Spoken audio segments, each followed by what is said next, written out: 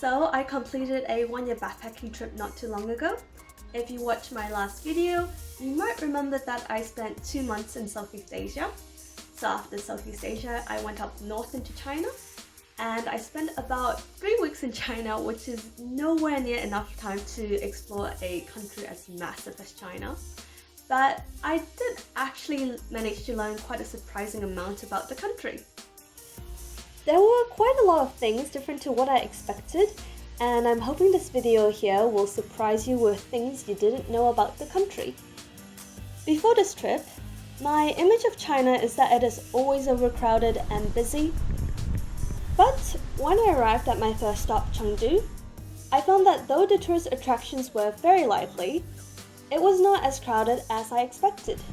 What really surprised me was how peaceful the parks actually were. Chengdu isn't just full of high-rises.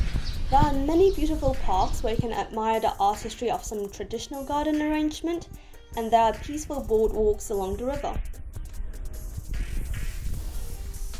Key parks in Chengdu also have tea houses in them, and this is a more busy area of the park, but still very tranquil. These tea houses are a popular place for locals to catch up and gossip with friends over a game of mahjong, and also to get a breath of fresh air while they're at it. There's a very lively atmosphere, yet somehow very peaceful at the same time. However, what Sichuan is best known for is arguably their spicy food. I had spicy hot pot in Chengdu, which almost killed me, but found out when I went to the neighboring city of Chongqing, spicy hot pot actually originates from Chongqing. But then it was further developed in Sichuan and became more famous. Supposedly, the flavor of the hot pot in Chengdu is quite gentle compared to the ones in Chongqing. My mouth was on so much fire, I honestly can't tell the difference. So for anyone in China for the food, go challenge yourself not only in Sichuan, but Chongqing also. Perhaps what I was most surprised about during my trip in China was when I traveled to the northwest of the country. I started seeing a lot less city skyscrapers, saw a lot more open land, and the landscape started becoming more dry and barren as I got closer to the Gobi Desert. One of my favorite stops was Jiayuguan in the Gansu province. This small town is where the western end of the Great Wall is. I expected a lot of tourists to be roaming the area, but surprisingly when I went, it was quite empty. So me and Alan, a backpacker I met, we paid less than $5 per person for the entry, and it almost felt like we rented out the entire wall for ourselves because we barely walked past any other tourists the entire time. I guess most tourists aim to visit the Great Wall in Beijing, leaving almost the entire walk along the wall just for us. A visit here certainly proved me wrong about China always being overcrowded and busy. I was so surprised there was a tourist attraction like this and that it was so peaceful and quiet. So after this visit to the Great Wall, I continued further west into the Xinjiang province. And while I kept learning more about a wonderful, different side of China, at the same time, I was reminded of an ominous side as well. You may have heard on the news about China's oppression of the Uyghur people and other Muslim minorities.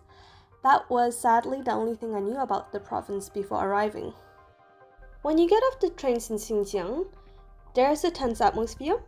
Police are everywhere, asking you for your ID and your purpose of visiting this region. If they deem you to be a suspicious character, they might put an invasive app on your phone to keep an eye on you. So this does happen to some foreign visitors as well, because the government is worried about journalists reporting on things they don't like. And if you're a Uyghur person, having the wrong app on your phone among various things might have you end up in what the government calls re-education camps. I'm just briefly mentioning this because I think it's good for anyone watching to be aware of human rights issues around the world. I will put a link in the description below for anyone who wants to find out more about the issue. But personally, I did not witness any violence when I traveled through Xinjiang. I only felt uneasy about all the heavy surveillance everywhere. But I did manage to get some snapshots of the wonderful things in Tepan, a small town in Xinjiang. Just based on first impressions, it looks very different to the rest of China. Many of the buildings and even the decoration in my hostel seemed very similar to what you'd find in Central Asia. At the time of my visit in mid-2019, you can see and hear a mix of Chinese and Uyghur language when you're walking around town. I really loved the variety of Chinese and Uyghur food. What I found most fascinating was watching them make bread. If you look at this guy here, he looks like a professional dancer when he flings the bread out. A lot of similar flatbread is also eaten in Central Asia. The only difference is, I found the bread in Japan seemed to add more spring onions and spices to their bread, whereas all the bread I ate in Central Asia seemed to be served plain. Something else I found very intriguing was the yogurt shop next to where they sold bread. It was a very obscure and hidden place. You had to ring the bell tied to the gate here, and a lady will come out asking how much yogurt you want. I think the yogurt was homemade and it tasted really good together with the bread. So Japan is actually a place I would like to revisit again.